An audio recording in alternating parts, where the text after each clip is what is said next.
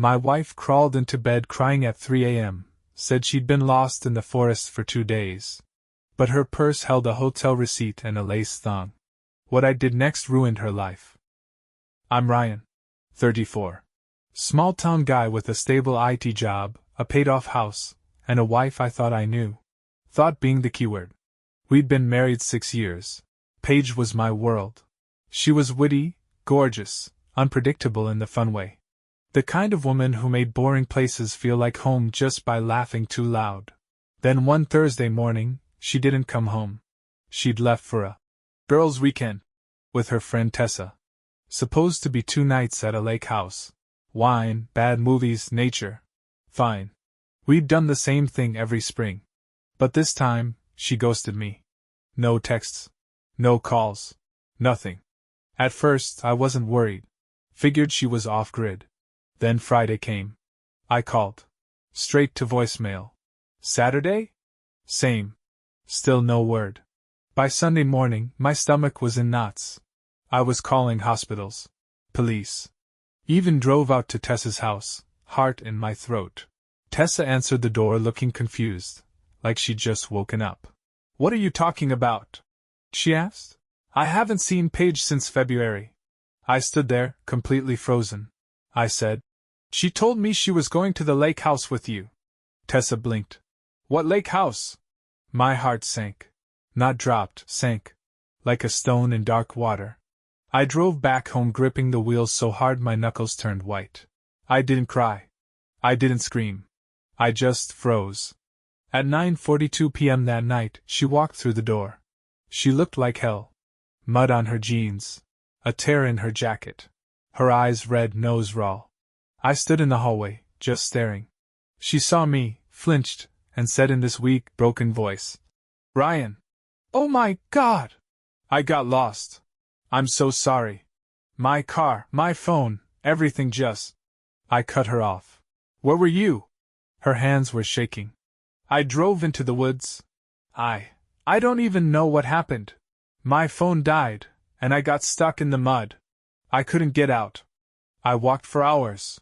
I slept in my car. It was a nightmare. Every word out of her mouth felt like needles. I asked, Why didn't you call when you got to somewhere with signal? She said.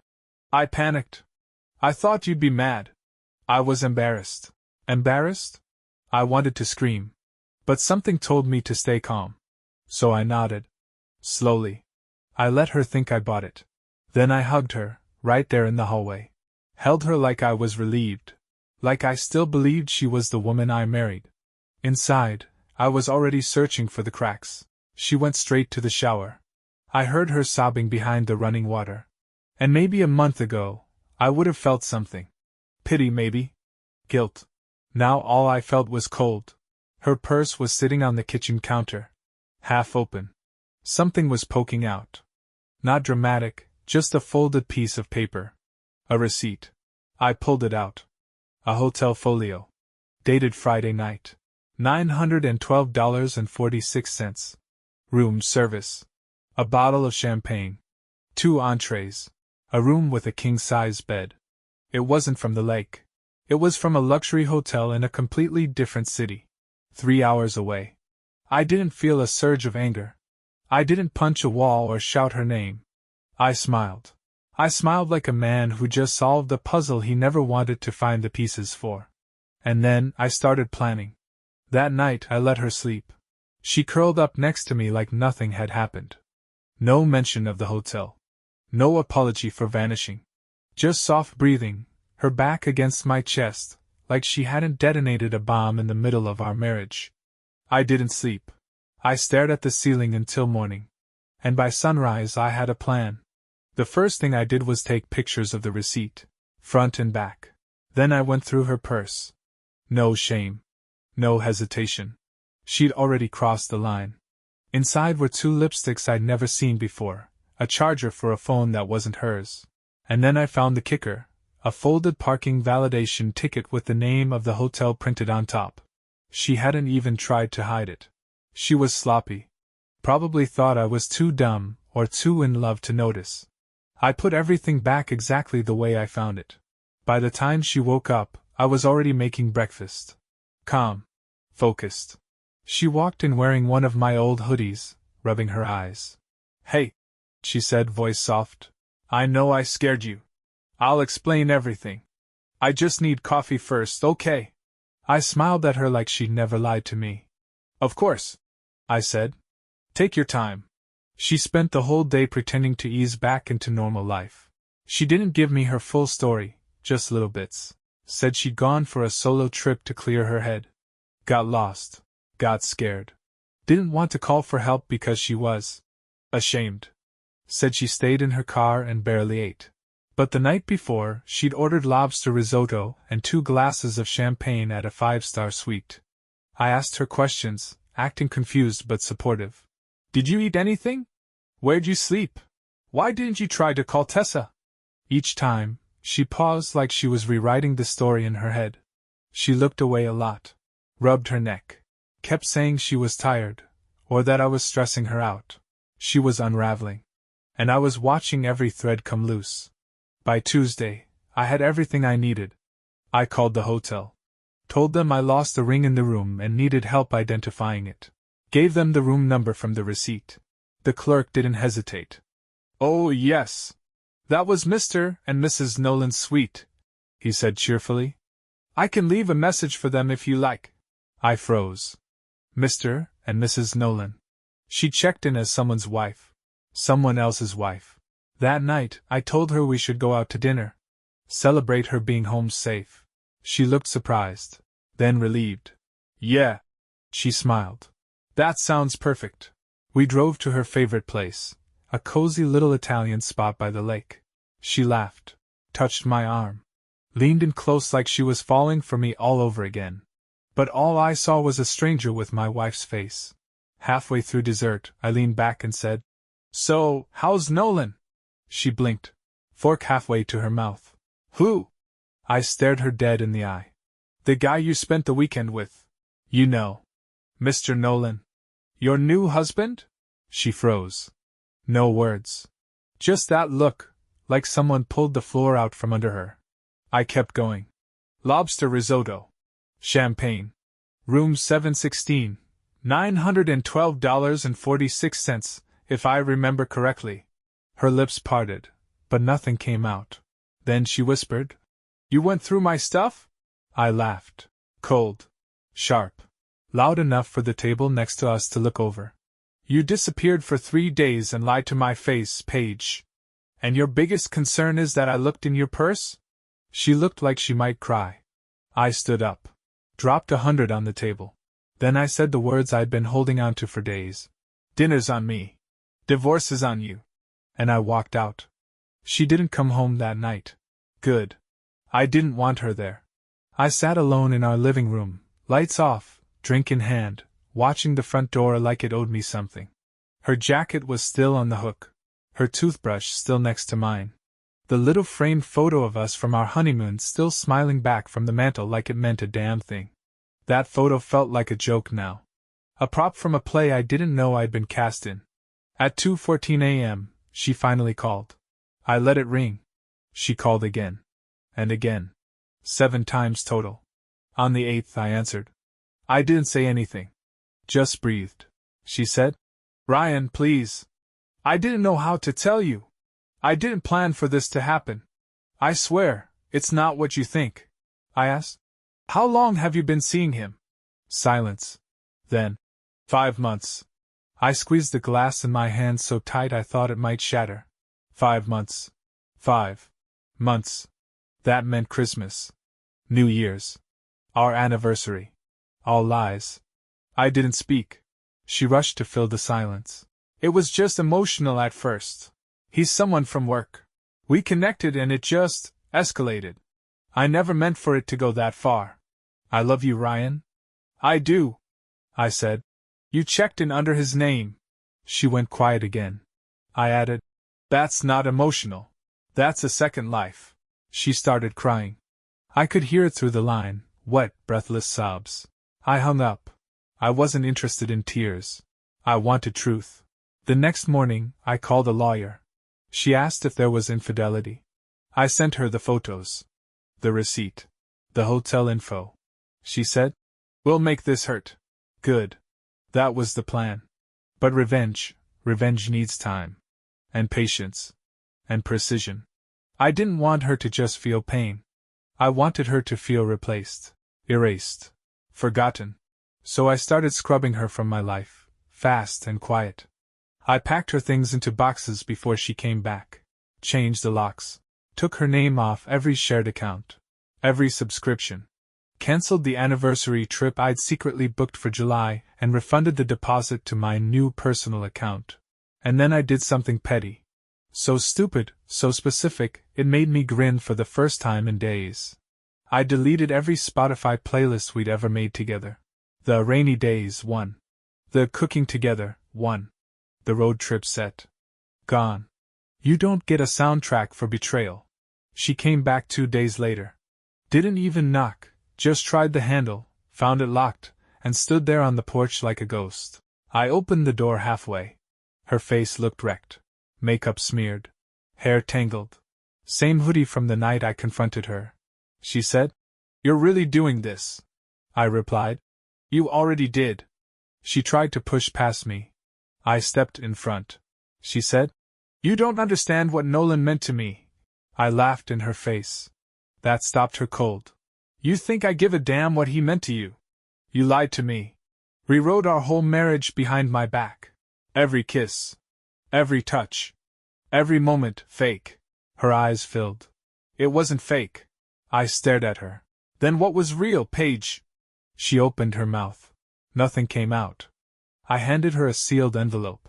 Inside are the divorce papers, a list of the items I boxed up, and instructions for how to retrieve them. "Don't contact me again unless it's through my lawyer." She blinked fast, like she couldn't process what was happening. She asked, "You're really just done?" I said, "You killed it. I'm just cleaning up the body." Then I shut the door in her face. 2 days later, she showed up at my office. I was in the middle of resetting a server password when my coworker nudged me.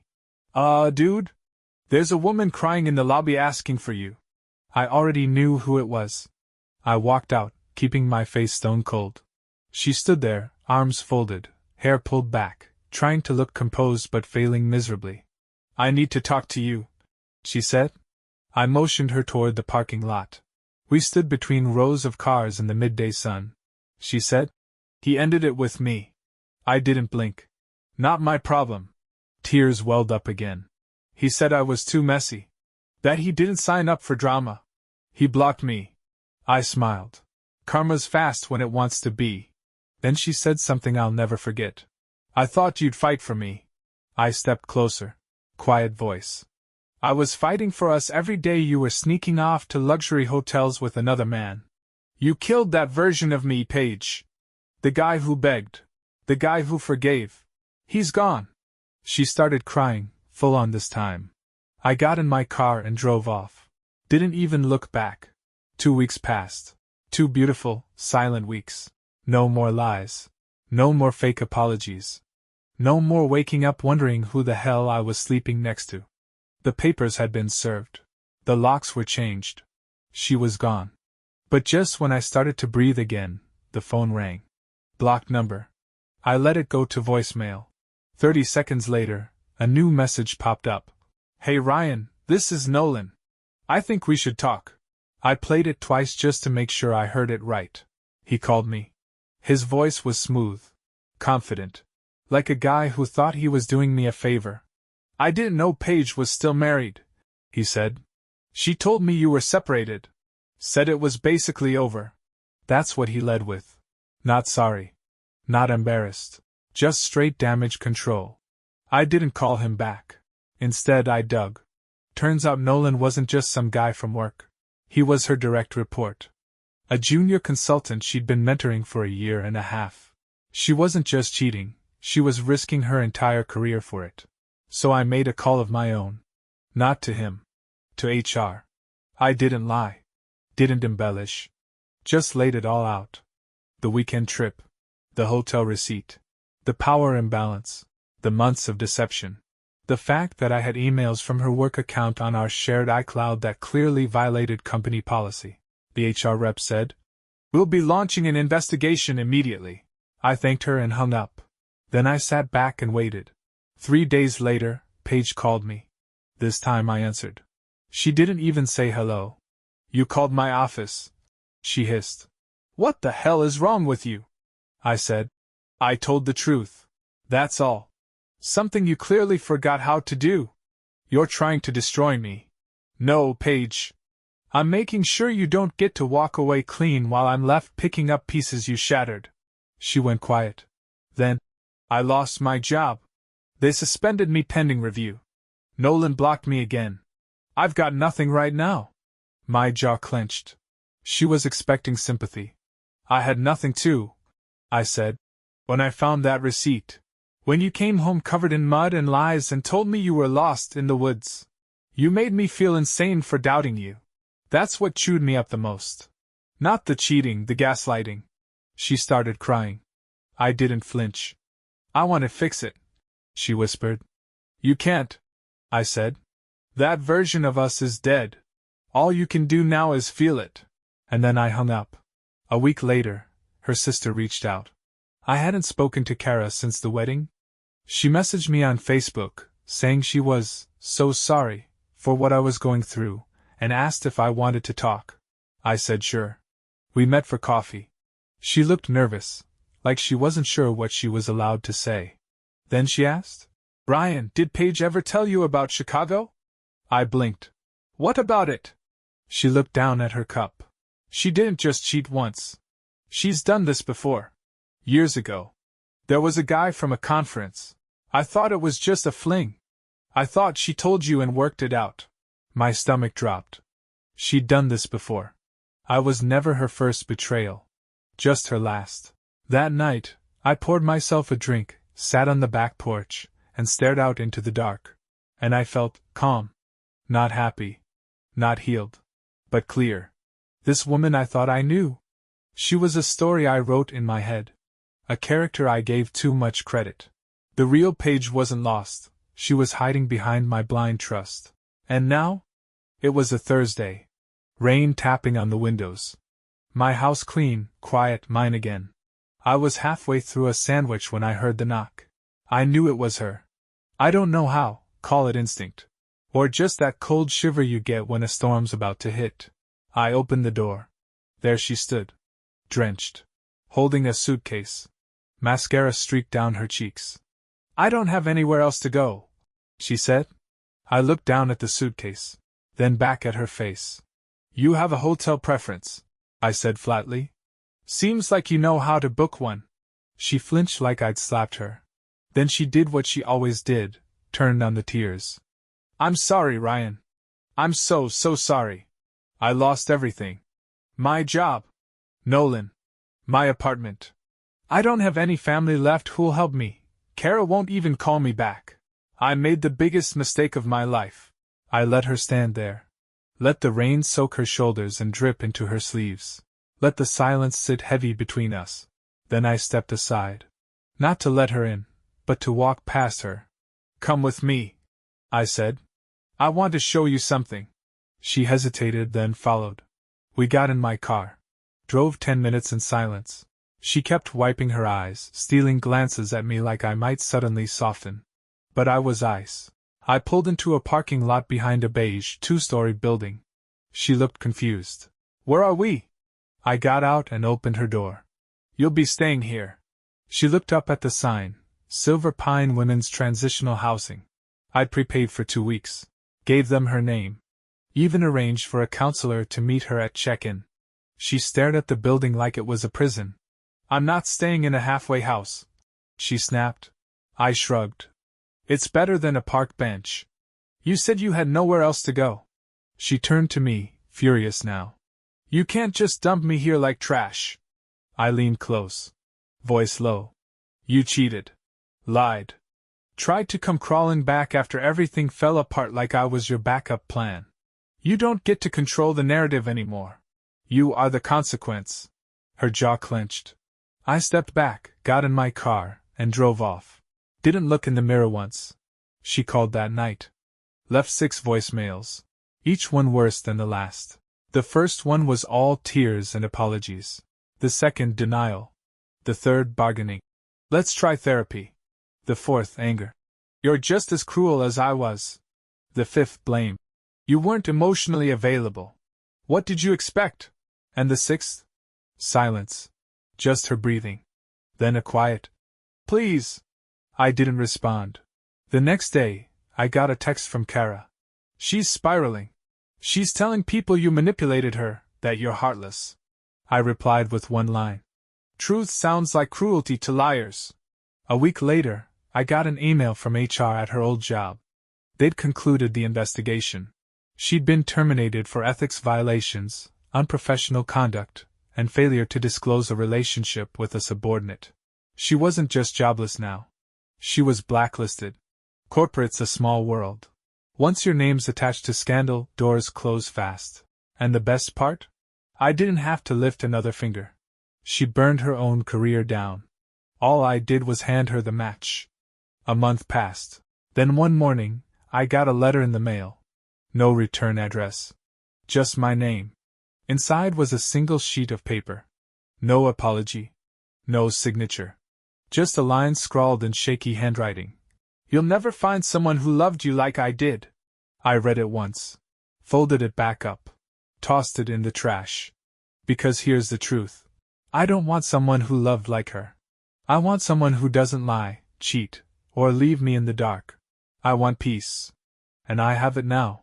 6 months. That's how long it had been since I last saw her. 6 months of silence. No calls. No voicemails. No drama.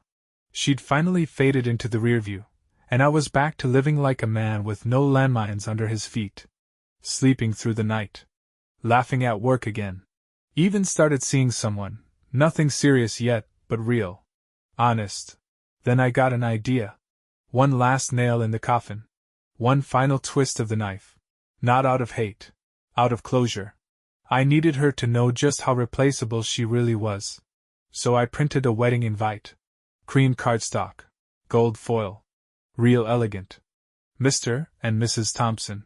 Request the honor of your presence. At the marriage of their son. Ryan James Thompson. 2. Ava Grace Miller. On the 17th of June. At the Willow Creek Chapel. The venue? Real place. Beautiful. My cousin's actually getting married there that day. I changed the names. Picked a date. Added an RSVP email. Then I mailed it to Paige. No note. No explanation. Just the illusion. She bit. Hard. I got the email 2 days later. You're really getting married? Already? What the hell, Ryan? After everything we went through, you move on that fast? Do you even care that you destroyed me? I waited a day. Then replied with one sentence. Some people come into your life to show you exactly what you don't want. She didn't respond. But I know it burned. A week after that, Kara messaged me again. Apparently Paige had posted some passive-aggressive meltdown online. Long rant about betrayal, second chances. Losing everything because of one mistake. Said I was cold. Vengeful. Immature. Funny how cheaters always call the people they hurt immature when the mask comes off. But here's the part that still makes me smile. A few weeks later, I ran into Nolan. Yeah. Him. I was picking up a rental at the airport. He was at the counter next to mine. Same smug haircut. Same too tight blazer. Our eyes locked. He looked like he saw a ghost. I smiled.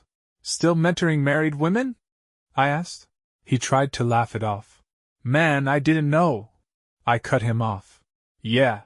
She said that too. He mumbled something about a meeting and walked away fast, like he thought I might swing at him. But I didn't need to. His name's on that HR report forever. Mine isn't. The woman I'm actually seeing now? She knows everything. I told her the full story, the lies, the cheating, the hotel, the fallout. She didn't flinch.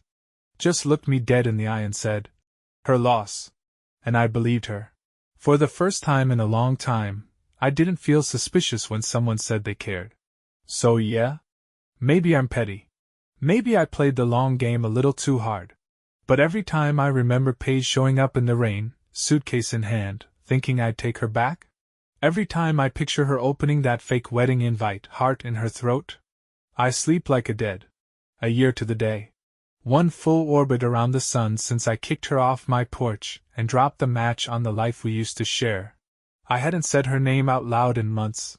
I'd scrubbed her from every photo, every playlist, every memory that didn't already carry a scar.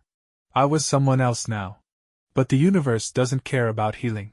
It just waits until you're good and whole again. Then it throws a match back at you. I was at a friend's wedding. A real one. Nothing fake this time. Ava, yeah, that Ava, is now more than a rebound. We're serious.